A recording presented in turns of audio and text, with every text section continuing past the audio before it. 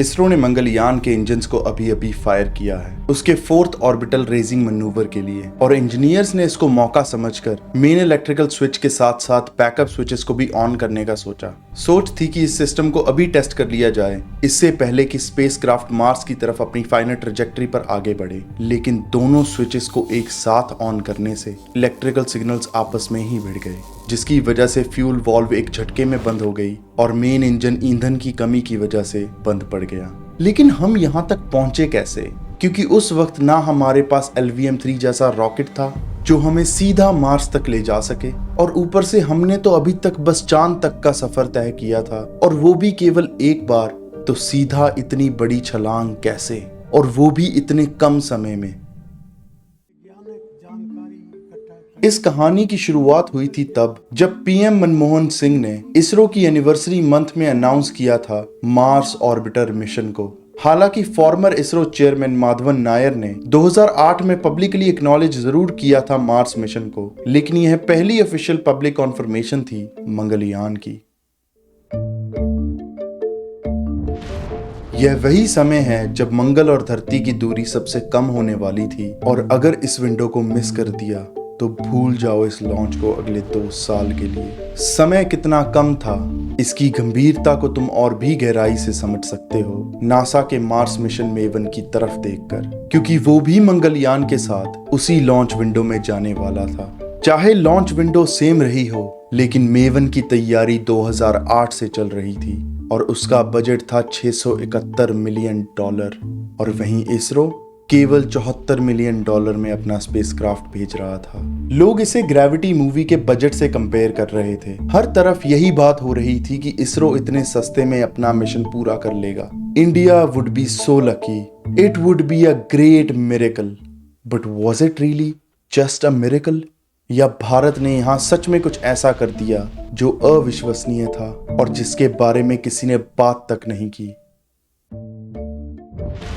उस समय का हमारा सबसे ताकतवर रॉकेट था PSLV। PSLV ने आज तक हमें बार बार सफलता दिलाई है, लेकिन हर मशीन की एक लिमिट होती है, और PSLV की लिमिट थी लो अर्थ ऑर्बिट और 7.8 किलोमीटर पर सेकंड की ऑर्बिटल स्पीड। लेकिन मार्स तक पहुंचने के लिए हमें अर्थ की एस्केप वेलोसिटी को बीट करना होगा, जो केवल PSLV से संभव नहीं था। तो इसरो के पास यहाँ केवल 2 ही रास्ते थे, या तो इंतजार करो GSLV LVM-3 जैसे रॉकेट के बनने का, और या फिर एक ऐसा रास्ता ढूंढो जो किसी ने सोचा तक ना हो।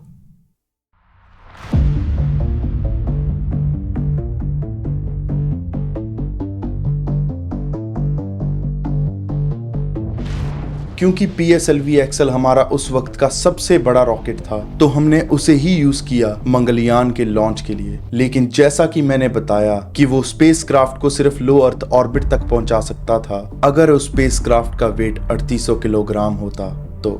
लेकिन हमने मंगलयान को रखा 1337 किलोग्राम का, ताकि PSLV और भी ऊंचाई अचीव कर सके और स्पेसक्राफ्ट को एक हाईली इलिप्टिकल ऑर्बिट में छोड़ सके। क्योंकि PSLV अकेला काफी नहीं था मार्स तक पहुंचने के लिए, तो इसके आगे का सफर स्पेसक्राफ्ट को खुद तय करना था। मंगलयान के पास अपना liquid apogee motor propulsion system था, जो 440 किलो न्यूटन तक का थ्रस्ट पैदा कर सकता था और स्पेसक्राफ्ट को step by step burn by burn higher altitude तक पहुंचा सकता था, और साथ ही उसकी वेलोसिटी को अर्थ की एस्केप वेलोसिटी के पार ले जाने के काबिल बना सकता था।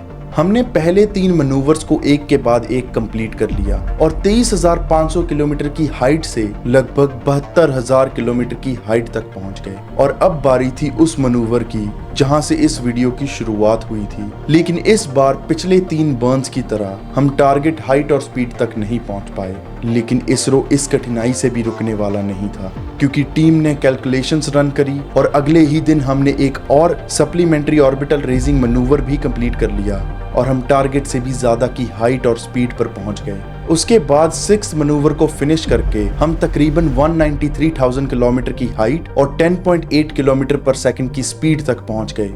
और अब लॉन्च के 26 दिन बाद पारी थी 7th और last trans Mars injection manoeuvre की, जब हमने लैम को 22 मिनट और 31 सेकंड तक फायर किया, जिसकी मदद से स्पेसक्राफ्ट फाइनली अर्थ की ग्रेविटी के जाल को तोड़कर मार्स की तरफ तेजी से आगे बढ़ गया।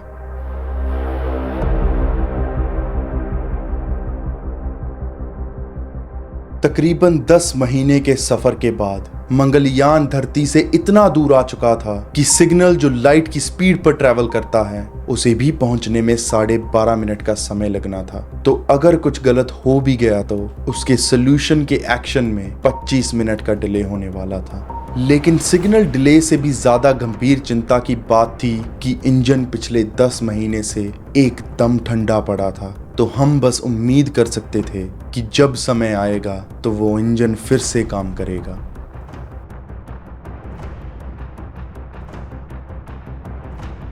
मंगलयान के प्रोपल्शन सिस्टम के ऑन होने का समय आ चुका था। हालांकि इसरो ने 2 दिन पहले इंजन को फायर जरूर किया था, लेकिन वो 4 सेकंड से भी कम का टेस्ट फायर था। लेकिन हमारी उम्मीदों पर खरा उतरकर वो इंजन एक बार फिर चल पड़ा और अगले 24 मिनट और 14 सेकंड तक स्पेसक्राफ्ट को धीमा करने में जुट गया। ये सारा सिस्टम ऑटोमेटेड था क्योंकि सिग्नल डिले की वजह से रियल टाइम इंटरवेंशन पॉसिबल ही नहीं थी। लेकिन हमारी उम्मीदों और मेहनत पर खरे उतरे उस इंजन ने स्पेसक्राफ्ट को इतना धीमा जरूर कर दिया था कि मार्स उसे अपनी ग्रेविटी के जाल में और एक हाईली इलिप्टिकल ऑर्बिट में पकड़ने में कामयाब रहा। इसरो की फ्रूगल इंजीनियरिंग और समस्याओं को अवसर समझने वाली सोच ने भारत को एशिया का पहला और पूरी दुनिया में चौथा देश बना दिया जो मार्स तक पहुंच चुका था। और यही नहीं, भारत पहला देश भी बना जिसने पहली बार में ही मार्स के ऑर्बिट में अपना ऑर्बिटर पहुंचा दिया हो। लेकिन जो लोग इस अचीवमेंट को इस चीज से रिकॉग्नाइज करते हैं कि इसरो ने इतने सस्ते में इस मिशन को पूरा कर दिया, वो हमारी स्पेस एक्सप्लोरेशन की कैपेबिलिटी को बस सरफेस से ही देखते और समझते हैं और कोई भी उसकी गहराई में जाने की कोशिश तक नहीं करता। इसरो की अचीवमेंट केवल इस मिशन का सस्ता होना नहीं है और ना ही बस मार्स तक पहुंचना ही इस अचीवमेंट की पहचान है, बल्कि इसकी असली पहचान तो इस मिशन के पीछे लगे द ग्रेट लीडर्स और उनके द ग्रेट माइंड्स हैं। और मैं सिर्फ इस मिशन से डायरेक्टली जुड़े उन माइंड्स की बात नहीं कर रहा, मैं तो इस मिशन और आगे आने वाले ऐसे कई और मिशन से जुड़े उन द ग्रेट लीडर्स की बात भी कर रहा हूं जिनका कंट्रीब्यूशन इनडायरेक्ट था।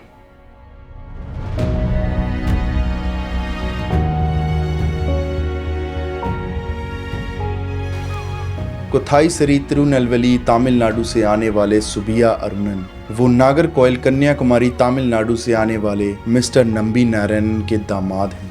वही नंबी नारायणन जिन्होंने भारत को विकास दिया, वो विकास इंजन जिसने PSLV को पॉसिबल बनाया, और उन्हीं के दिए गए रॉकेट इंजन के दम पर उनसे अगली आने वाली जनरेशन ने कुछ और भी बड़े इम्पॉसिबल को पॉसिबल बनाया। किसी को यकीन नहीं था कि भारत मार्स तक पहुंच पाएगा जब तक हमने वो चीज असलियत में नहीं कर ली, क्योंकि नहीं था वो इंजन, वो रॉकेट हमारी आज की इस जनरेशन के पास जो हमें सीधा मार्स तक ले जा सके। लेकिन था हमारी पिछली जनरेशन की इंटेलिजेंस का दिया हुआ वो रॉकेट जिसका आज की जनरेशन ने अपनी इंटेलिजेंस से बेस्ट यूज करके भेज दिया मंगलयान को मार्स तक। जैसे वो जनरेशन समझती आई थी अपनी समस्याओं को एक अवसर अपने आप को प्रूव करने का, उन्हीं के नक्शे कदम पर चलकर आज की जनरेशन ने भी प्रूव किया अपने आप को, साबित किया पूरी दुनिया के सामने जब हमने भी अपनी समस्याओं को एक अवसर समझा। मंगलयान तो अप्रैल 2015 में ही सक्सेसफुल बन गया था, क्योंकि हमने तो भेजा ही था उसे केवल 6 महीने की शेल्फ लाइफ के साथ। लेकिन इस स्पेसक्राफ्ट ने अपना दम नहीं तोड़ा अप्रैल 2022 तक। अपनी लाइफ एक्सपेक्टेंसी से 7 साल ज्यादा मंगलयान हमें मार्स से डेटा भेजता रहा, और ये शायद इससे भी ज्यादा देर तक जीवित रह पाता अगर वो 7 घंटे का एक्लिप्स न आया होता। तो उस 7 घंटे के एक्लिप्स के कारण सोलर पैनल्स बैटरी को रिचार्ज ना कर पाए, जिसकी वजह से हमने हमारे मंगलयान को खो दिया। इतनी लंबी लाइफ के साथ साथ एक हाईली इलिप्टिकल मार्शियन ऑर्बिट में होने की वजह से जब ऑर्बिटर मंगल से लगभग 77,000 किलोमीटर की दूरी पर होता था तो पूरा मंगल ग्रह एक ही फ्रेम में कैप्चर हो जाता था, जिसने ना केवल हमें खूबसूरत दृश्य दिए बल्कि हम मार्स की surface brightness, global weather pattern और प्लैनेट वाइड डस्ट स्टॉर्म्स को भी स्टडी कर पाए। और उसी के साथ जब ऑर्बिटर केवल 420 किलोमीटर की दूरी पर होता था तब हम मार्शियन ज्योग्राफी के हाई रेजोल्यूशन शॉट्स भी ले पाते थे। एक ही ऑर्बिटर हमें मल्टीपल बेनिफिट्स दे पाया। भले ही आज वो मंगलयान एकदम शांत सन्नाटे में मार्स के चक्कर लगा रहा है, लेकिन उसने एक समय पर पूरी दुनिया में चीख चीख कर बता दिया था कि भारत का इसरो भी दुनिया की किसी भी एलीट एजेंसी से कम नहीं है। और हमें इतना काबिल बनाने वाले लोगों में से एक मंगलयान के प्रोजेक्ट डायरेक्टर सुबिया अरुणन और भारत को विकास इंजन देने वाले मिस्टर नंबी नारायणन जैसे द ग्रेट लीडर्स हैं। और यह द ग्रेट लीडर्स भी एक समय पर बस एक द लोकल गाय ही तो थे। But what about you?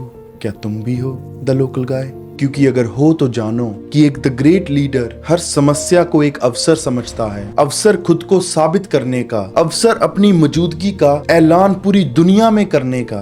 तो अगर तुम भी कभी किसी समस्या से उलझो तो समझना उस समस्या को एक अवसर खुद को साबित करने का, और करना तुम भी ऐलान पूरी दुनिया में कि आ चुका है वो द ग्रेट लीडर जो एक दिन बस एक द लोकल गाय ही तो था।